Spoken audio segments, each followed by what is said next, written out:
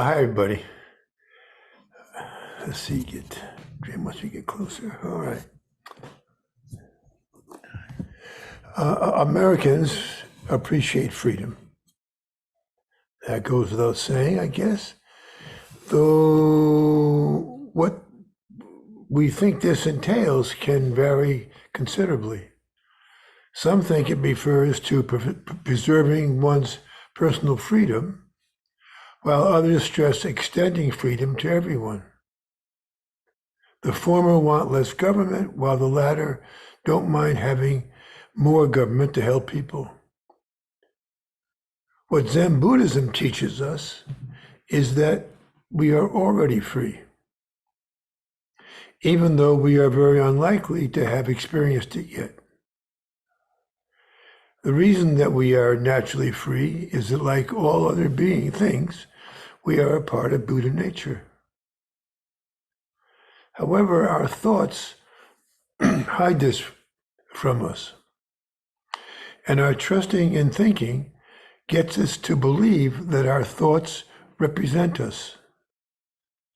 Who we think we are is assumed to be who we are.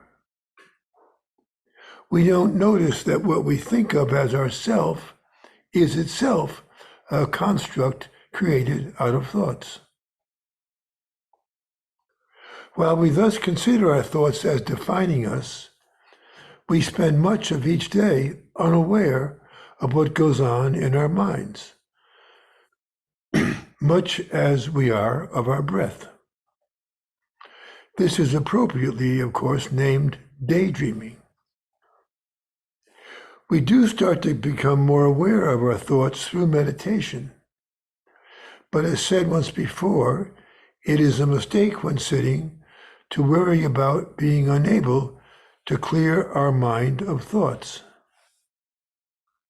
Having a predominance of thoughts in sitting doesn't mean that we are poor at it. Our zazen either has thoughts in it or it doesn't. And our being aware of our thoughts is as valuable as having a lack of them. The point is to notice whatever is or isn't in our mind, without paying special attention to what that is or isn't. We let our minds be our minds. For when they truly are, our Buddha nature is closer at hand. Of course, we cannot get by in ordinary life without thinking, but that in itself isn't a problem. Thinking being within our Buddha nature. Thoughts that can make difficulty for us are those that are concerned with our desires. Thoughts and desires get treated as independent of each other. Yet it mostly takes a thought for us to be conscious of a desire.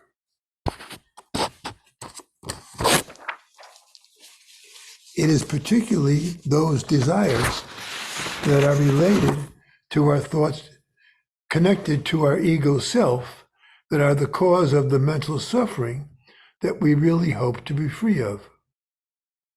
While desires are a natural motivator in all living things, when thinking is involved with desires, it complicates matters because of our ego self.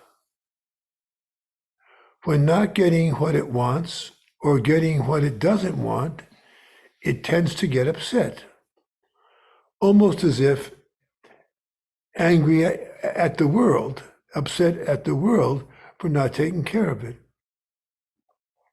Anxiety or other fears or anger can arise then,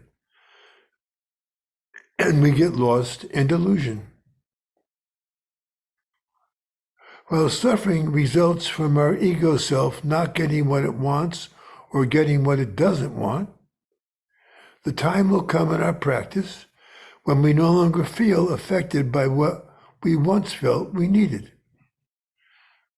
We will notice that we don't mind not having what we desire or having what we don't desire. Rather, we will be surprised at how much easier it is to accept whatever life presents us with.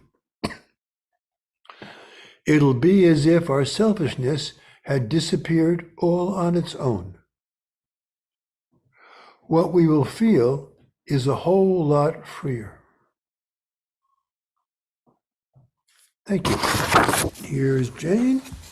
Jane's already there, but here's Jane on the screen. My voice is a little not there this morning. Anybody have any comments or questions?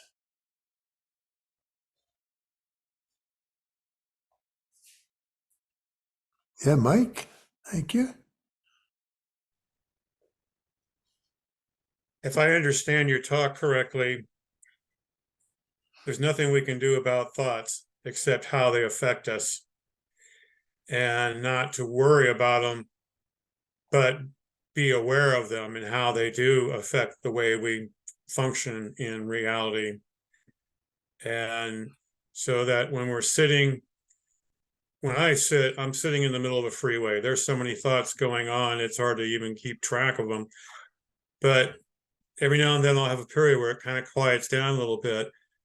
But I'm assuming that you're not worried about that, the traffic, as much as how we attach to those thoughts as they go through our heads. And I keep, if I remember Suzuki Roshi saying, you know, thoughts will go through your mind, just don't serve them tea. Just let them flow through and go in one door and go out the other door, and, you know, we'll be okay. Is that kind of along the lines of what you were talking about? Oh, sure it is, but I forgot to add Suzuki Roshi there. But I've added him before, so I think that that's enough. Yeah. Yes, and also, of course, and also then the last part, of course, was that, you know, it's when our ego gets involved, you know, that is a problem. And we think that that's really the ego is, you know, well, ego, we really do think the ego is us, but actually it is us and not us. Because it's us with our delusions included in it. And our delusions ultimately will disappear because we no longer care about the things that we once cared about.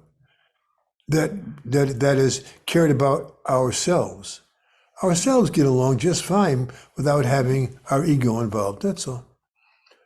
So we practice for that reason. Hi, Mark.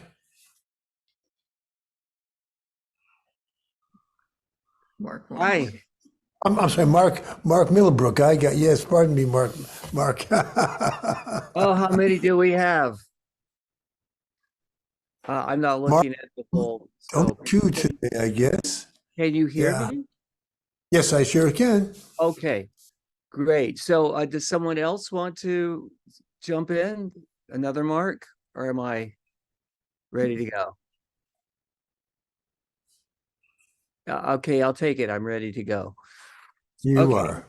Okay, so yeah, I just thought that was amazingly brilliant what you happen to say. I don't mean to flatter you so much, but the thing about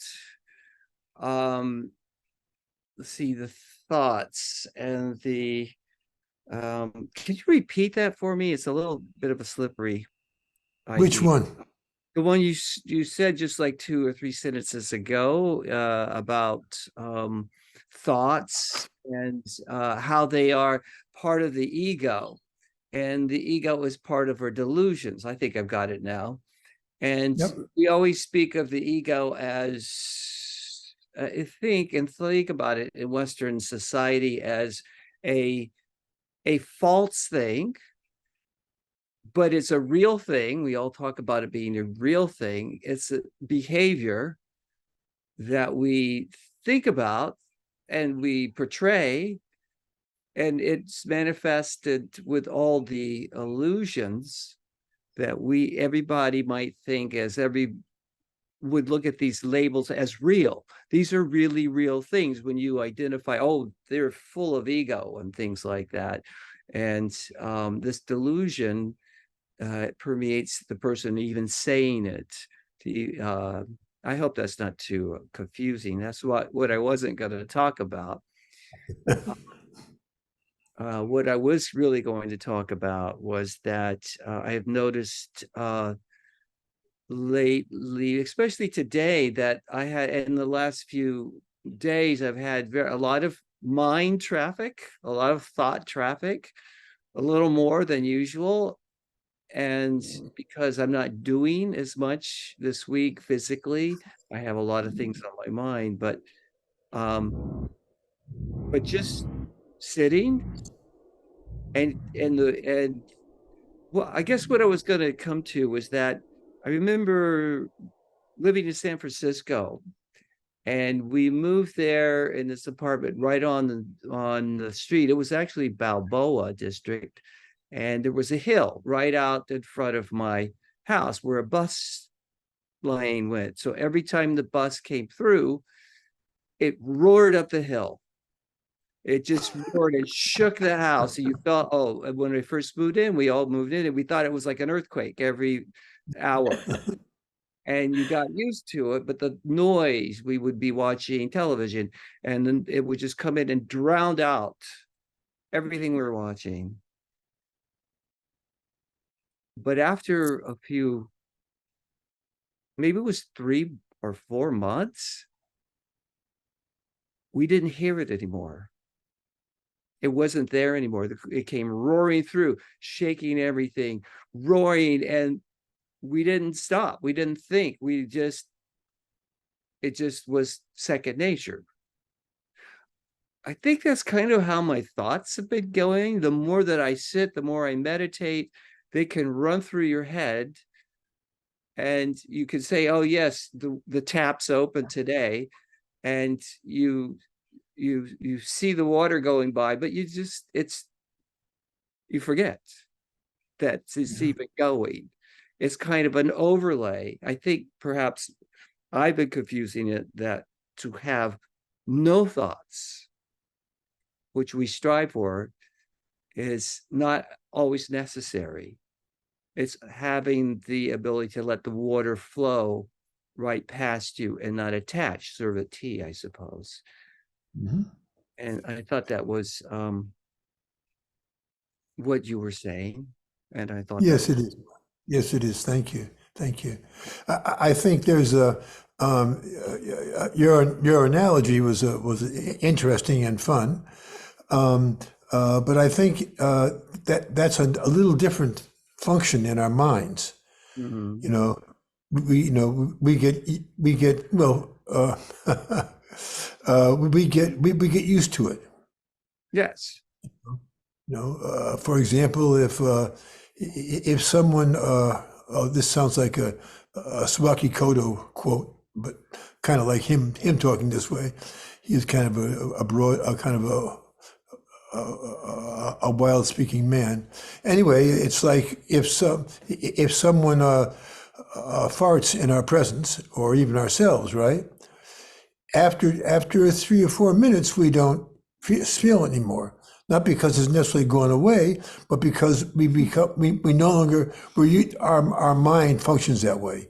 It takes care of us that way. When something isn't necessary, it keeps it out. But in doing meditation, so it's a little different. It's not just getting used to it that is the thing. It's that is my feeling, because if that's the case, it's going to take people years and years to get used to it, rather than a couple of months at that kind of thing. So we will always, but ultimately, when you will sit down to sit, your mind will be pretty much empty when you sit down. Not that it's a big deal, but it's because I can't even say why. It's because I have to make something up for that. But so I won't do that. Anyway, thanks, Mark. Thank you. May I just add to that? Because Yes, of course. Yeah. I'm talking about today, that I was noticing like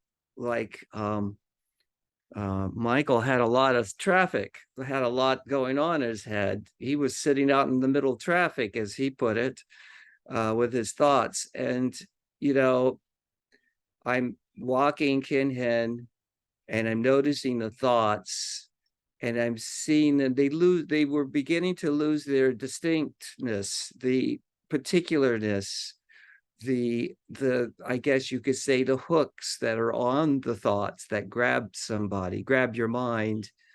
And they were becoming kind of indistinct, well, kind of a blur, but not a disturbing blur.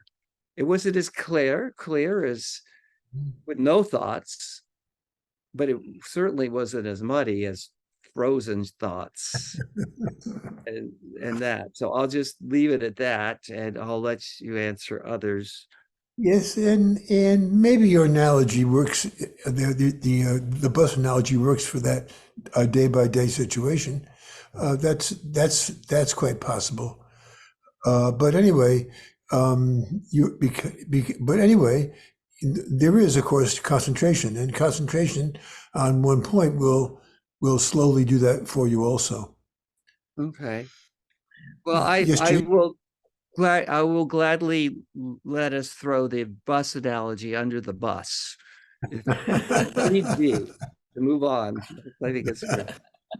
Jane may contradict me here. Let's see what she's going to I say. won't contradict you. I just add to what you were saying without actually saying it, which is that when you look with a calm and composed mind at your thoughts, rather than trying to explain them away or apologize inside for them or something, when you can just live with them without making a fuss at all, and they come through and you let them go, you become very tolerant of yourself. And I think that makes you very tolerant of other people as well. You tend to tolerate all the things that used to drive you crazy about people because you just learn how to be forbearing with them. So Yeah, I think you're that very tending to your thoughts is actually trying to tend to how you treat and feel about others as well. I think it feels like that. Yes. Thank you, Jane. Thank you. I like the story of the bus, by the way. Well, it was quite a story. I mean, it was astonishing me to actually think that we actually got used to it. I never expected that to happen. And then, well, yeah, it happens all the time that you go to an environment and people are, there's nothing, they're just doing their activities. And then all of a sudden something comes up, and I can't think of any instances like that except for the bus. And people they don't hear it. They're just walking around. You're like, what was that? You know, I'm sure everyone's had that experience. We had a similar thing where we stopped at a motel on the way somewhere through the West, and we had just gone to bed. It was in Gallup, Mexico. And we had just dropped off to sleep, and a train suddenly came through. You were exactly. And we didn't know there was going to be a train right next to it. And for a minute, it sounded like it was just coming down on top of us. It was quite shocking the first time we heard it. Well, hopefully our thoughts aren't like trains. So we can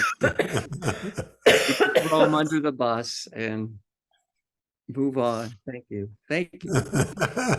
Rachel? Thanks, Mark.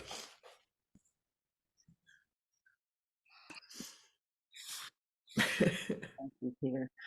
I'm sorry, I have to continue on, not exactly with the bus, another method of transportation, but same deal. I just can't resist it. On the island, there's a Navy base here. I'm on South Whidbey. It's only a 45-mile long island. And up in the north is the, a lot of aircraft and the Navy station. And there have been different kinds of jet fighters. And one of them is called the Growler. And it has become, and then there's another one, but it has become very volatile and full of fury because they're very noisy. Now, I can hear them when they're coming in, but I actually like it, so it's so rare, I sort of like the idea. If you're under their flight stream, which a portion of the island is, I have been in someone's house and the tables shake, the house shakes. I mean, it's not just a little sound, it's very big. But I'm just using it as an example of because there are many lawsuits. The groups are pitted against each other. It's, are you for the US Navy or against it? Every position that someone could take. Or are you part of that rich clique that flies in and wants absolute silence? You know what I mean? It's got every camp. And over the last 10 years, I just sat there. It's like watching people elaborate. And it really did start out. And I'm not saying I didn't mean to joke about the airplane noise. It really is an issue. But it is interesting to watch entire communities break apart and go into lawsuits and real venom. And I mean, it's not. It's just sad, and it's not over yet. But Mark, that bus business, we're not even talking about busing to schools now. We're just talking about sheer noise, and it really has made me keenly aware of how virulent opinions can be and how they get attached until they become issues that can really drive people away from communities. Thank you for the talk. Thank you. That nice example. Yeah. Yes, Mark Morris. Thank you. The other Mark with the same initials as Mark. To stay with actually, I originally was thinking of Cartesian Descartes, I think, therefore I am. And so I am, therefore I think I am, but whatever, in that mess. But this is fun with the transportation theme. Because what I was thinking with my thoughts is I thought, wow, like since the 80s when the car alarm, or the 70s when the car alarm first started, it's pretty amazing how now I've adapted to the sound of car alarms, where the last thing I think is, oh, someone's stealing a car. I just think it's like dealing with my thoughts. It's like, oh, car alarm, and let it go. Or as much as I can, unless it just keeps going, and I start complaining about it. One time I was on Venice Boulevard over by the marina at a stoplight, and a group of guys pulled up in a car with the alarm going off. And we were all looking at each other, all the people at the stoplight, like, turn this thing off, come on, this is annoying. And I was sharing this story with someone else one time, and they and they kind of woke me up. They said, well, were they stealing the car? And I said, oh, none of us thought of that. We just thought how much it was annoying us. And anyway, I just, for some reason, with the transportation thinking, noise, sounds, I just wanted to share that. So thank you. Sure. I saw one more hand. I thought at the same time. Yes, Mike. I'm going to throw my 10 cents onto Mark's bus. When I first moved out here, I couldn't sleep because it was too quiet. I lived next to freeways and busy streets for decades, and I moved out here, and for about 2 weeks, I couldn't get to sleep because there wasn't enough noise. So, like you say, Mark, you kind of block it out after a while, and then you don't notice it until it's gone, and go, "Wait a minute, what happened?" So, it took me a while to get used to sleeping in the quiet out here, but now I'm used to it. Mark? Can we bring this back around to the ego, Peter? Because Yes, yes, our yes. ego is like the sound. It's like the bus. It's always there. It's really annoying to you sometimes and to other people, but eventually you don't know it's there anymore because you've externalized it's still happening. And maybe you've looked into yourself and remember that. But I think it needs to make noise before you're going to go back and look at it and see it's a problem. Yes, yeah, that's it. That's exactly right, Mark. Yeah, we don't notice it, at first, or we just don't notice it because that's how it is.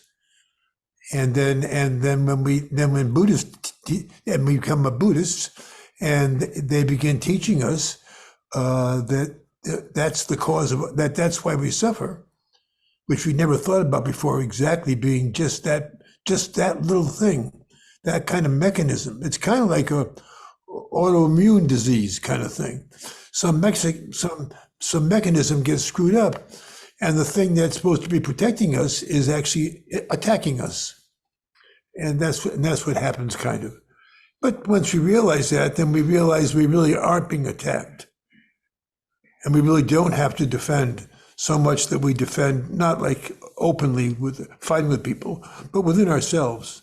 And getting upset about things, or getting upset at ourselves, or we don't think of that as being ego, but when you're thinking about because we think about it as a sense of someone being selfish with respect to other people, but actually it's within ourselves. When we think about ourselves, it causes us all kind of trouble, but we just don't see that at first.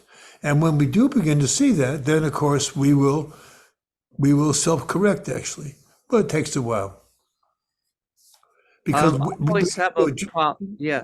the ego really isn't necessary. Yes. Yeah. I have a I'm problem that I'm sorry, Peter. I just want to. Let me get Rachel first. Oh, okay. I just wanted to say it's kind of riveting to be in a situation where if you're not expressing ego, it makes someone else angry. By that, I mean there really are personalities who take their own ego and will as being the authority. I mean, in other words, somehow it's not only just what they want; it's what everyone should want. They're even one step above their own righteous boundaries. But what is I find very startling sometimes. I've seen this with other people, but with myself, if I'm in a situation and there's some fervent decision being made, and I am more flexible, I really say, well, maybe, what else do you mean? It's like just being open-minded and being kind of curious. I really have been in situations where someone would look at me as though I had betrayed myself, like a really intellectually rigorous person would not question their own opinion. Do you know what I mean? And I'm not joking, because it's always startled me. They really have made a demeaning comment as though your stature and intellectual rigor depends on never relenting on the validity and veracity of what you want to do next. And it's disappointing. That's very true. That's right. Yeah, happens a lot, and it happens in religion too. And that's one of it's fortunately we don't proselytize very much, so at all, actually, hardly at all. Yeah. Anyway, well, thank you, everybody. Anything else? A nice discussion.